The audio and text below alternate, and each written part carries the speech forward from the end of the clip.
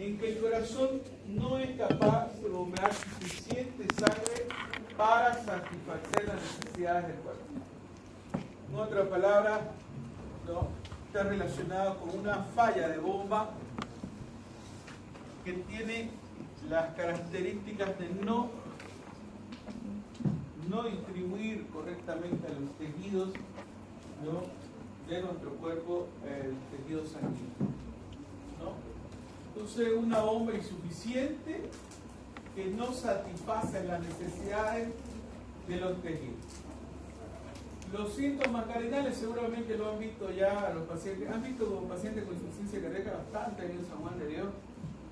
Yo aprendí ahí, me acuerdo, de insuficiencia cardíaca, fisiología aprendí. Me acuerdo que el doctor Flores nos llevaba, ¿no?, y nos decía, bueno, jóvenes, ahí está su paciente, y en fisiología, y comenzaba, ¿no?, a explicar. Me acuerdo mucho de él. Fue mi profesor, por eso me acuerdo.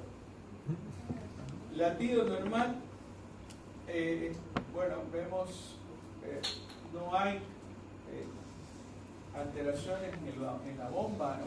Hay una sístole y una diástole con factores predominantemente normales. La insuficiencia cardíaca puede tener varias etiologías que sus profesores seguramente de semio han hablado seguramente mucho de eso. En fármaco, el conocimiento de estos medicamentos, vamos a escoger y vamos a delimitar nuestros protocolos, y están dentro de ellos. Y el pilar fundamental de la insuficiencia, del tratamiento de insuficiencia cardíaca, son los inhibidores de enzima convertidora, ¿no?, que están los inhibidores o antagonistas de los receptores de aldosterona, antagonistas de la aldosterona, bloqueadores de los receptores adrenérgicos, que ya lo hemos visto, ¿no?, diuréticos, como por ejemplo la más usada aquí es la furosemida. Tenemos vasodilatadores como la hidralazina, dinitrato de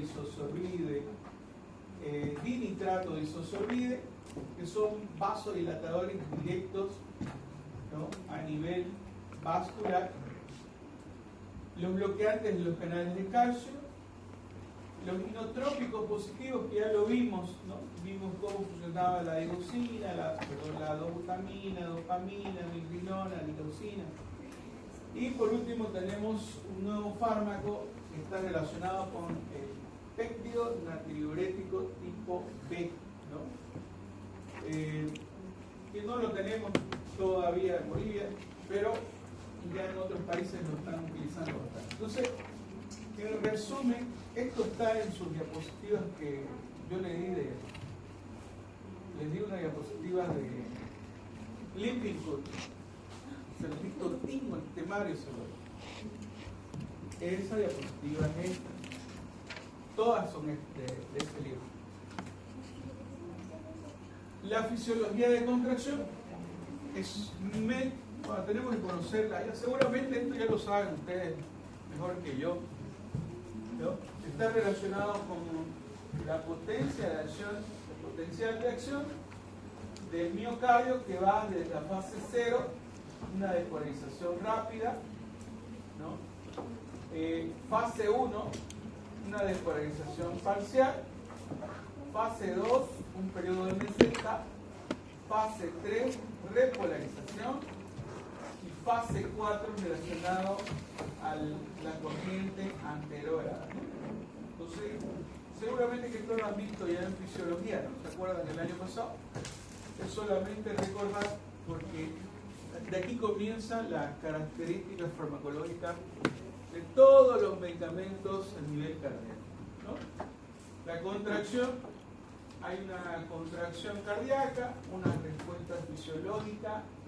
En la insuficiencia cardíaca, la respuesta fisiológica compensatoria va a producir una insuficiencia cardíaca aguda descompensada, porque hay, en ciertos pacientes nos hablan que hay insuficiencia cardíaca compensada. ¿Por qué existe descompensada y compensada esos nombres?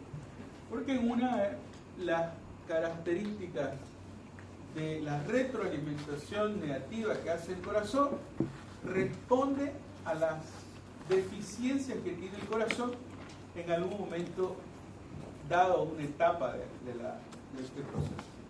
Nosotros vamos a ajustar en la insuficiencia cardíaca descompensada todos estos mecanismos de compensación, de retroalimentación, que se convierten lamentablemente en perjudicial para el corazón. ¿Uno sana la insuficiencia cardíaca? ¿Tiene cura la insuficiencia cardíaca? ¿Qué les han dicho sus profesores de semio? ¿Ah?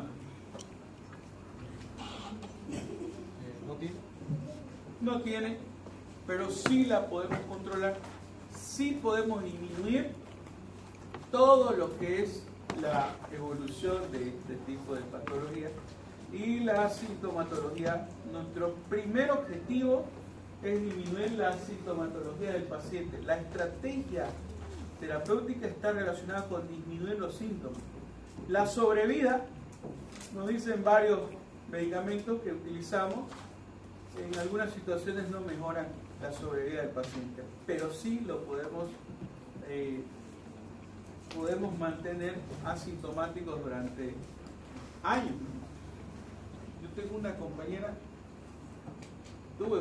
de internado que nos hizo paro en la emergencia cuando estábamos haciendo nosotros turno.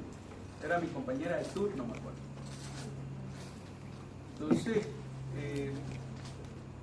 hasta ahora, imagínense, hace 20 años, yo hice internado, a ver, más o menos 20 años ya. Y esa compañera la tengo chalinga, ustedes la ven y no piensan que tiene nada. Entonces, imagínense, o sea, una paciente que ya ha hecho un infarto, ya ha tenido una descompensación cardíaca, 20 años tenerla espectacularmente y ha tenido su bebé, o sea, la evolución ha sido buenísima, pero ha utilizado por supuesto estos fármacos en algún momento. La contracción cardíaca, es muy importante conocer la contracción cardíaca de nuestro paciente, ¿no? Está relacionada con el calcio citosólico libre, aumentan las concentraciones de calcio y va a aumentar la fuerza de contracción.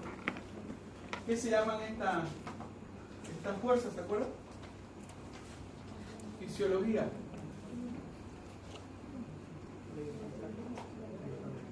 ¿No?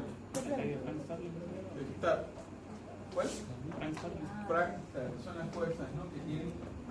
Ahora, cuando hay una insuficiencia cardíaca, el corazón trata de superar volúmenes y presiones dentro de la aurícula y ventrículo, la cual lamentablemente este tipo de situación hace que las fibras del miocardio comiencen a haber alteraciones y estas fibras no se contraigan lo suficientemente bien como para que produzca una compensación adecuada, ¿no? Entonces, ahí va el primer concepto de la contracción y la utilización de medicamentos que se llaman inotrópicos positivos. ¿Se acuerdan de los inotrópicos positivos? Estaba la dopamina, dobutamina, teníamos a la noradrenalina, a la adrenalina como simpáticos miméticos e inotrópicos positivos. Una respuesta fisiológica de compensación en la insuficiencia cardíaca. ¿Cuál? Aumento de la actividad simpática. Produce todo lo que es simpático dentro del corazón, ¿se acuerdan? Hipnotropismo, vagnotropismo, gronotropismo. Todo esto está relacionado con la compensación o aumento de la actividad simpática, como en caso de una respuesta de la insuficiencia cardíaca. Segunda actividad, está relacionado con sistemas renina, angiotensina, aldosterona. Si siguen hablando, lo tomo como avanzado y me voy. Respiro. Actividad sistema renina, angiotensina, aldosterona y la actividad de los péptidos natriuréticos auriculares. A ver, ¿se acuerdan del sistema renina, angiotensina, aldosterona? Es un sistema que va a producir vasoconstricción, aumento de la presión arterial, la aldosterona que produce retención de sodio y agua, y esto produce, por supuesto, una descompensación tremenda en el corazón, ya que va a estar determinando dos funciones muy importantes en el corazón: la precarga y la poscarga. O sea, va a haber alteración de este tipo de la parte fisiológica en respuesta a una insuficiencia cardíaca. La actividad de los péptidos natriuréticos, ¿no? ¿Qué hacen normalmente los péptidos natriuréticos? ¿Se acuerdan? ¿Quién la libera? Péptido natriurético auricular. ¿Cómo? ¿Dónde está? ¿Qué es lo que hace? ¿Cómo funciona? Eso es fisiología. En la aurícula, muy bien, secretada por la aurícula. ¿Qué características tiene su fisiología? ¿Qué es lo que hace?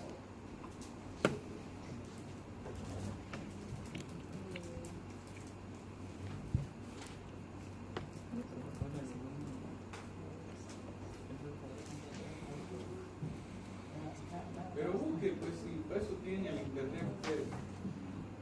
Hay alumnos que yo me acuerdo cómo cambiaron las épocas, ¿no? Hubieron alumnos en algún momento de la docencia que me seguían con el Goodman y Gilman.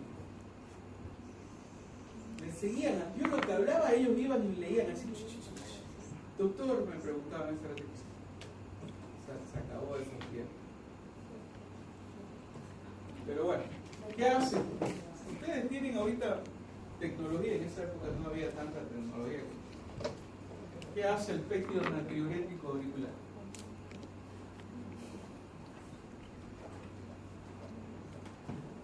¿Avanzaron en fisiopato este tema de insuficiencia cardíaca? ¿Qué tiene que ver con el tipo de la regulación de la bulimia? ¿Qué dice? La regulación del volumen de sangre que se cura, ¿está relacionado a eso? ¿Qué hace? ¿Qué dice?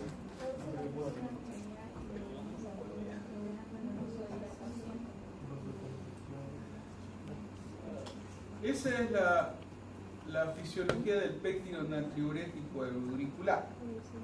Actúa en el riñón provocando la eliminación de volumen, agua y sodio. Hace regulación de este tipo de situación. Entonces, cuando hay una insuficiencia cardíaca, bueno, nos dice que esto tiene una actividad, ¿no? Pero en algún momento esa actividad se termina y comienza a haber problemas de este tipo, que es la descompensación cardíaca. Y sigue con lo siguiente: una insuficiencia cardíaca va a producir una hipertrofia del miocardio. Y yo les pregunto, ¿por qué produce una hipertrofia del miocardio?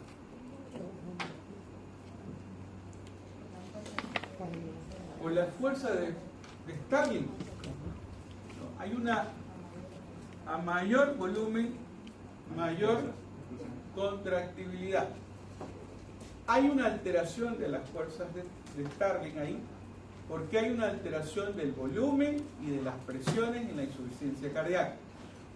Hay insuficiencia cardíaca con fracción de eyección baja y fracción de eyección normal. que cuando ustedes identifiquen una insuficiencia cardíaca, tienen que sí o sí hacer esa valoración, ¿no? Porque el tratamiento, bueno, el tratamiento es estándar, pero se acomoda a las bases y las características de este tipo de clasificación. ¿Se acuerdan, no? ¿Cuánto es la fracción de eyección del ventrículo izquierdo? 70 ml. ¿Cuánto? 70 ml. 70 ml.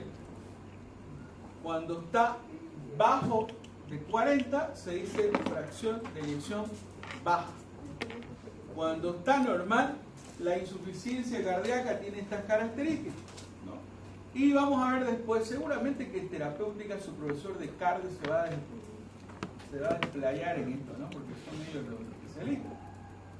Yo solamente estoy hablando de lo más importante que nos sirve a nosotros identificar, y lo que van a trabajar ustedes en algún momento se van a topar con una insuficiencia cardíaca y van a tener que saber manejarlo. Con solamente manejar los medicamentos ustedes hacen una buena práctica clínica, médica, ¿no? ¿Podría tener insuficiencia cardíaca? ¿Qué paciente? Bueno, esto es parte de la clínica. Sensación de falta de aire, hinchazón de tobillo, un cansancio extremo, tos y sibilancia, dificultad respiratoria, pérdida de apetito. Los libros de fármaco hablan de 3 situaciones, ¿no? Falta de aire, disnea, edema. ¿Cuál sería el otro?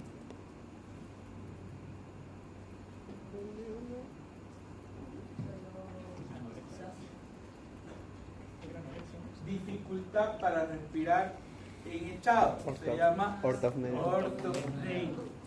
Un paciente que está así es candidato a descartar una insuficiencia cardíaca. Bueno, en esta diapositiva hay un poquito más de clínica. Bueno, ¿cuáles son las estrategias terapéuticas que tenemos? Todas las características se relacionan principalmente con la sintomatología y disminuir los efectos que producen la fisiología de compensación en el miocardio, en el corazón. Cuando se muere un miocito, ¿se regenera? No. Lamentablemente no. ¿Qué se produce? ¿Ah? Hable.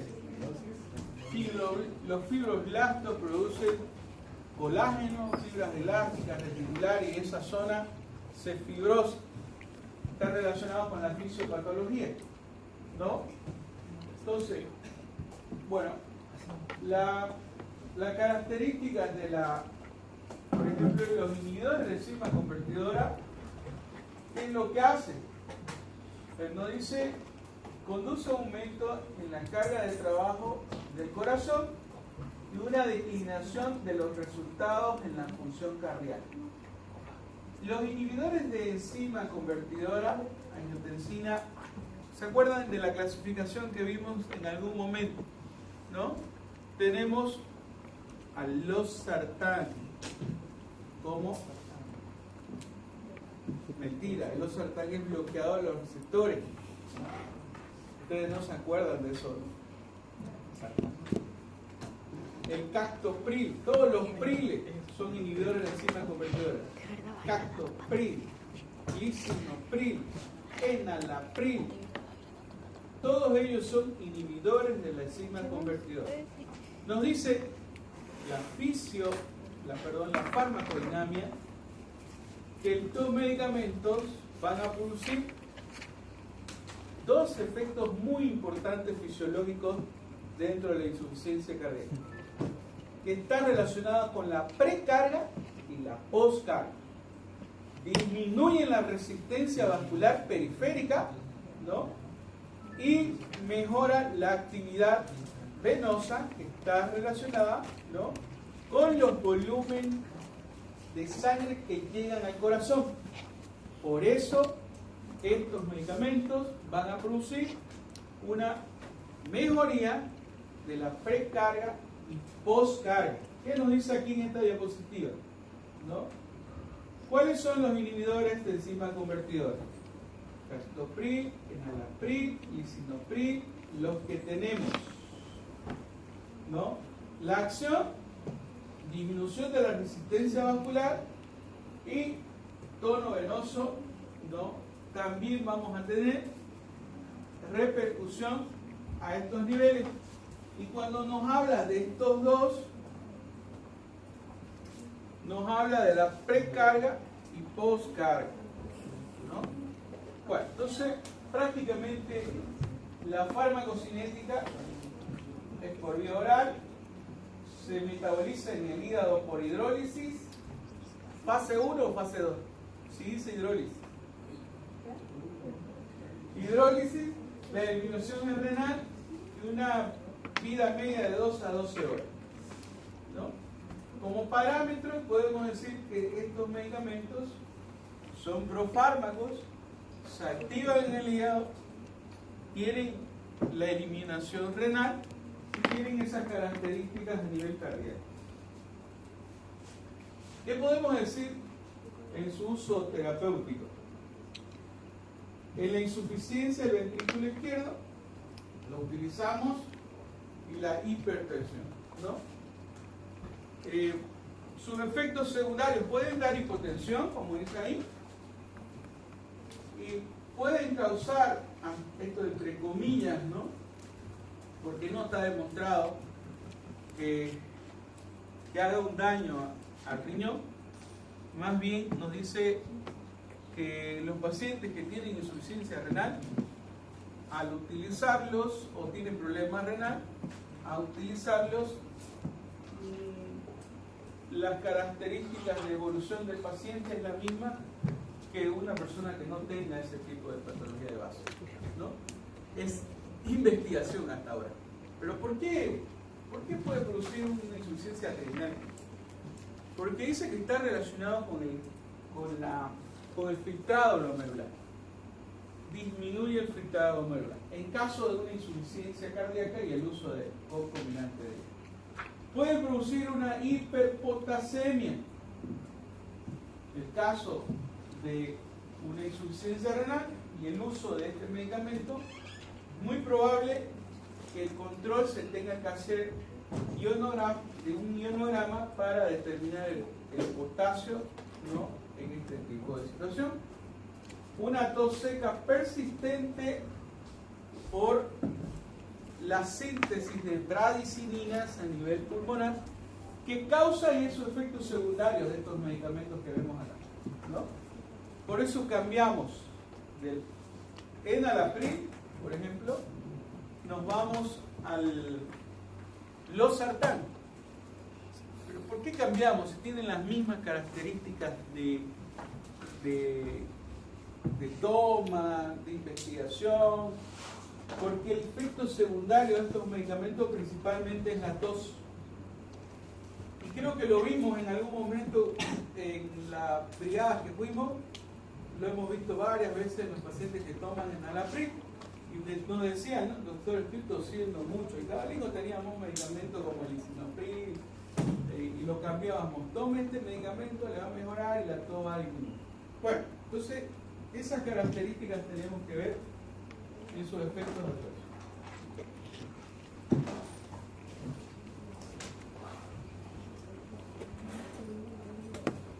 Bloqueante de los canales de calcio, ya lo hemos visto también, bloqueante de los receptores de angiotensina, estos son los que hablamos hace ratito. Tenemos compuestos oral, que son antagonistas de los competitivos de los receptores de angiotensina 2. ¿Cuáles son? Condesartán, losartán, telmisartán y valsartán. ¿Qué diferencia hay? Cuando es nombre comercial y genérico, para mí hay diferencia en la terapéutica. Los que están en la... No es que... Había una pregunta que me dice una chica de quinto, que es un quinto año, me llama, doctor, me dice, me están diciendo que si el medicamento que compro el medicamento afuera con nombre comercial, voy a tener que tomar una sola vez al día pero la prescripción es 2 veces al día. Pero yo sé que el medicamento que hay en los seguros es malo, me dice.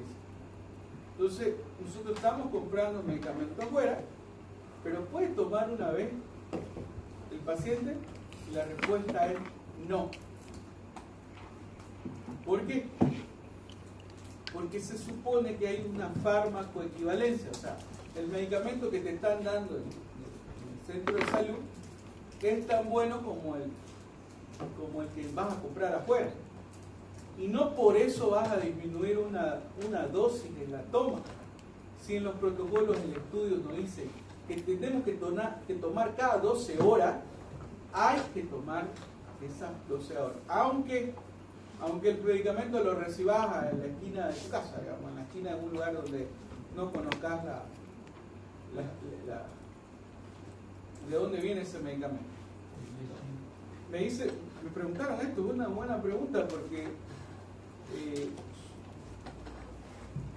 a ver, es como me digan, doctor, yo que estoy con pacientes con VIH, y me han dicho, doctor, el medicamento que dan aquí en Bolivia, las personas que vienen del extranjero, principalmente de Estados Unidos y con VIH, y me dicen, ¿sabe qué, doctor? Estos medicamentos de Bolivia no sirven. Y la pregunta, tenemos en Santa Cruz algo de 13.400 tantos pacientes con VIH. Es harto. Y este semestre que pasó, tenemos 265 casos nuevos de VIH. Que toman la medicación aquí en Bolivia con nuestros medicamentos, pónganle un 50, algo del 60% de los 100% que tenemos. ¿Por qué los otros no toman? Se hicieron el diagnóstico y no vinieron, o sea, para seguir la terapéutica, huyeron, en otras palabras. Esos que huyen los vemos después de 5 o 10 años mal. Ya no vienen ellos, vienen sus familiares. Y bueno, la cuestión es esta que me preguntan, ¿no? Doctor, ¿este medicamento que dan en Bolivia es tan bueno como el de Estados Unidos? Pero sí, por supuesto que sí. Si yo tengo pacientes que les estoy dando esa medicación y está indetectable el virus, ¿es bueno o no es bueno? Por supuesto que sí. Pero él me dice, yo voy a comprar de Estados Unidos, ¿puedo tomar solamente? No, usted tiene que tomar el protocolo aquí en la China. ¿No? Y me dicen, la verdad, doctor, no confío en estos medicamentos. Siempre me dicen lo mismo algunos, ¿no? Los que vienen del extranjero principalmente son los que más tengo problemas con ellos porque no quieren cambiar el terapéutico. O sea, quieren que les demos un medicamento que existe en Estados Unidos y aquí no hay. ¿Cómo le vamos a dar? Eso les he dicho, ¿no? Ustedes pueden ir, me dicen, doctor, es que no tengo plata para ir y volver a Estados Unidos. Eso debería decirle la psicóloga, pues no es. No yo, pero bueno, se le da la alternativa y se le dice, bueno, este medicamento sí sirve porque yo tengo pacientes, así le digo, ¿no? Y se los busco, y busco la bibliografía, porque son personas que supuestamente tienen algo de educación médica. Hasta médicos, ¿no? Algunas veces me han cuestionado. Bueno, pero es así. Entonces tenemos, miren, ¿cuál es esta familia? Se llama condesartán, losartán, telmisartán, ¿no? Se dan hipertensión, insuficiencia cardíaca, similar a los inhibidores de enzima convertidora, ¿no? Y todo lo mismo. La única diferencia, ¿no?, que está relacionado es la tos. Aquí no hay tos, ¿no? Entonces, no existe ese tipo de situación porque no está relacionada a las bradicininas, que es un medicamento que no tiene esas características, podemos decir, de su acción de efectos secundarios para producir esto. La actividad oral dosificar una vez al día, a excepción del valsartán, que son 2 veces, ¿no? Y ocurre en orinas, que se va en orinas y eso. Este se llama espironolactona. Le van a preguntar a ustedes en su rotación de medicina interna cuáles son los fármacos ahorradores de potasio. Son 3: espironolactona, triantereno y amiloride. Son los más utilizados. ¿Cuál es el más utilizado en nuestro medio? Se llama espironolactona. Y su mecanismo de acción es un antagonista de la aldosterona, ¿no? ¿Qué es lo que hace? Previene la retención de sal, mejora la hipertrofia del miocardio y está relacionada con la hipopotasemia. O sea, si el paciente tiene de base un medicamento que va a eliminar el potasio, este va acompañadito de ella. O sea, por ejemplo, el uso de un diurético, ya sea la furosemida, por ejemplo, va a ir acompañadita de este medicamento, agarradita de la mano, siempre.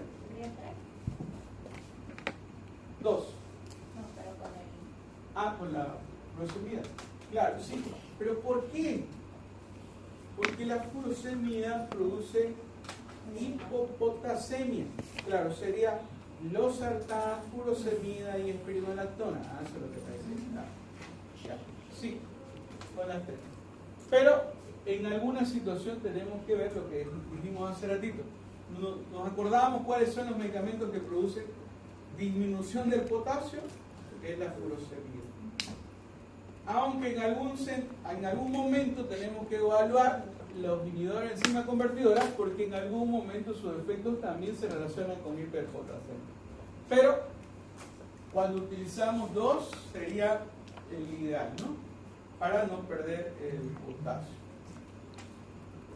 Otro que hemos visto hartísimo, creo que me cansé de hablar de esto, se llaman beta bloqueantes, seguramente que ustedes lo recuerdan como la palma de su mano. ¿Qué es lo que hacen?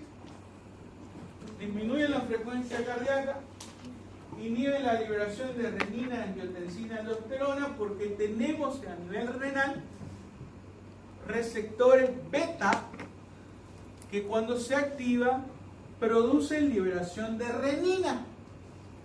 ¿Se acuerdan? Eso seguramente que se acordarán, eso fue ayer, digamos. ¿Qué hacen los betabloqueadores? Están relacionados principalmente con los efectos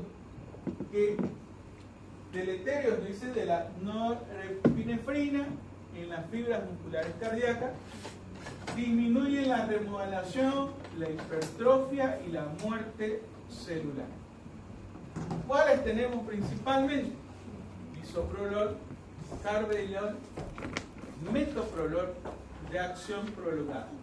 ¿Cuál se usa más en Bolivia? En Santa Cruz. ¿Cuál utilizan? ¿Les gusta a los cardiólogos utilizar? Carvedilol. En las brigadas también nos decían, yo tomo me decían, y era el carvedilol. Bastante lo toman. En Estados Unidos salió podemos decir, una fábrica de medicamentos que salieron estos medicamentos con un principio activo, carvedilol, pero su componente que los acompañaba producía cáncer y los sacaron del mercado. No sé mucho por eso, hace unas 3 semanas, pero estoy hablando del que producía esa fábrica, ¿no? Se dio investigaciones que tenían esas características. Pero nosotros lo utilizamos, o sea, no hay que hacer alborotista, ¿no? Ustedes son tremendos, uno les dice una cosa y ya sus compañeros saben, ¿no?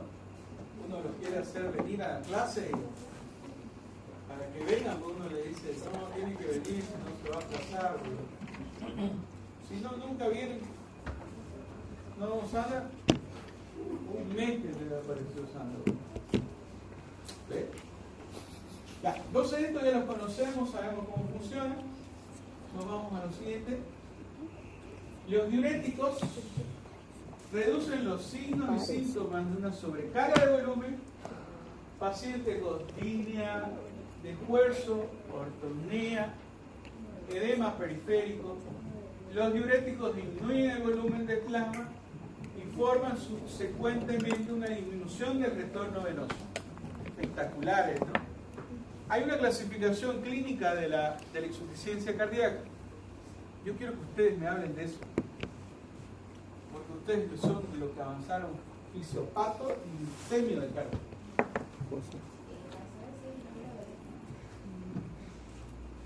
Creo que eso fue lo que me enseñó Lore en algún momento. La pasada de izquierda a derecha. ¿No? Sí, él habla de eso. Ajá. Pero yo me acuerdo de él. Pero sí sirve en algún momento, pero la clasificación semiológica está un poquito espectacularmente avanzada. Que clínicamente nosotros, este es un paciente que tiene edema, un paciente con insuficiencia cardíaca, caliente, edematizado. Las insuficiencias cardíacas de tipo fría y caliente, eso no han llevado. Temperatura no. Temperatura no. Bimaleolar. Bueno, ya les voy a mostrar un protocolo de eso. Ya. Entonces, ¿por qué caliente y por qué frío? Solo sé que caliente por Edema, muy bien. ¿Y por qué frío? Ya no. Vamos a ver. Los diuréticos disminuyen el volumen del plasma y tenemos la furosemida. Por si acaso yo voy a preguntar, ¿dónde exactamente actúan estos medicamentos? Sí, o la furosemida actúa en la bomba de sodio, potasio, 2 cloros a nivel de la asa de Henle. Así tienen que respondérmelo en el examen, porque yo se lo estoy diciendo.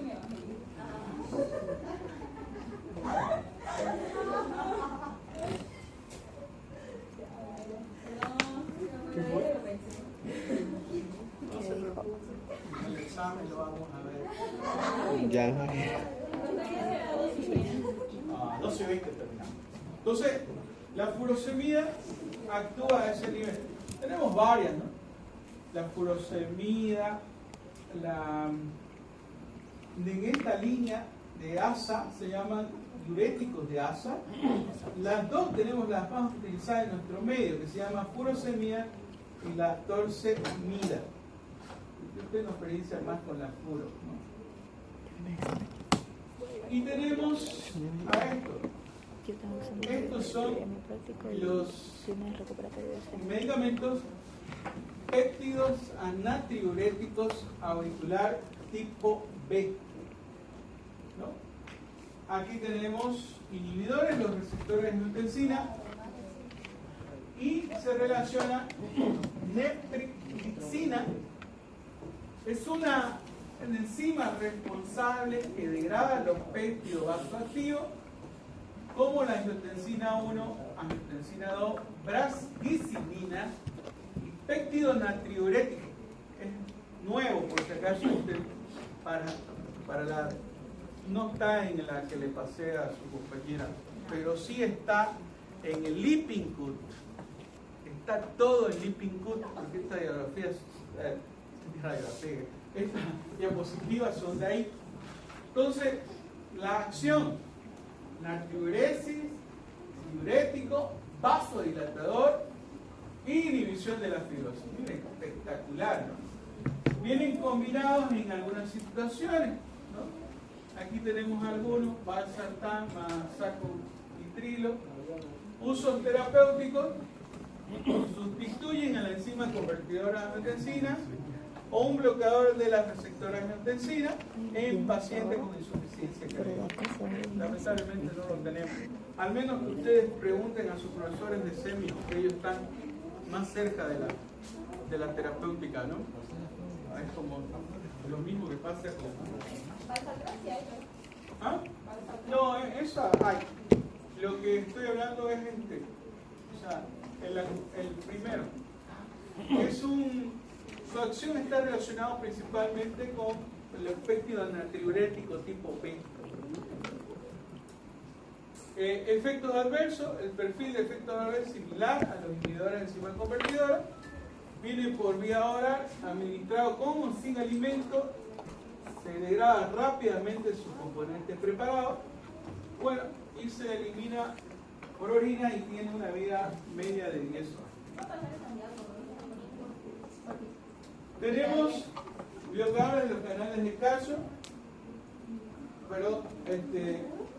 bloqueadores de los canales con compuerta de nucleótidos cítricos activos con hiperpolarización, ¿no? Y tenemos este medicamento y bradina, ¿no?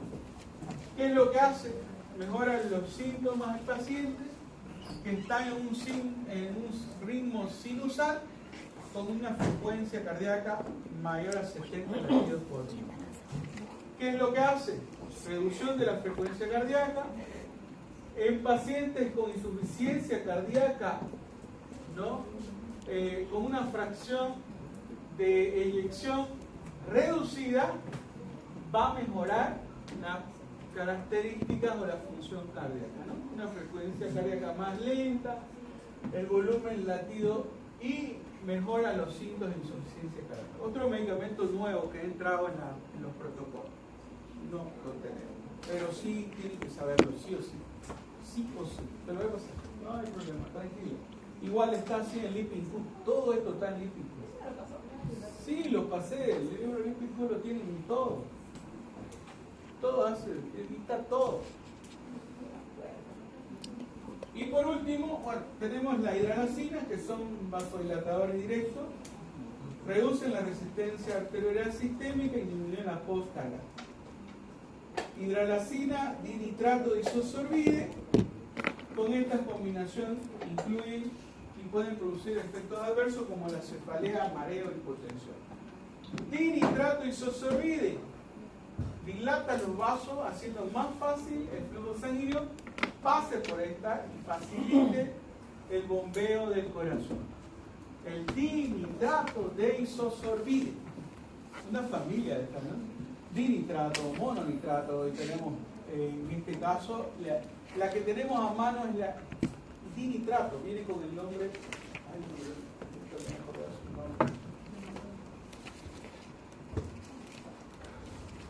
su nombre comercial, estoy hablando, ¿no? Su nombre genérico es ese. Bueno, yo lo aprendí con ese tipo y viene con ese nombre.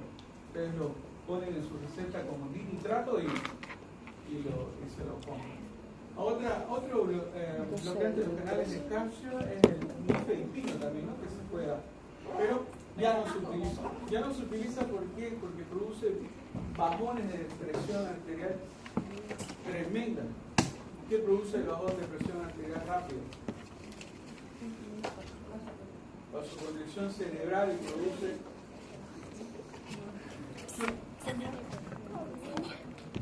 y bueno, tenemos los fármacos inotrópicos, lúcidos. Ya lo vimos esto por si acaso. Es repetirlo. ¿Qué es una dioxina? Ya saben ustedes. Y todos los que vienen son inotrópicos positivos. Dobutamina, noradrenalina, dopamina, que eso lo hemos revisado hace rato. Bueno chicos, eso era. Y con eso terminamos la insuficiencia cardíaca. Le voy a tomar lista ya. Y nos vamos. Ay, al fin.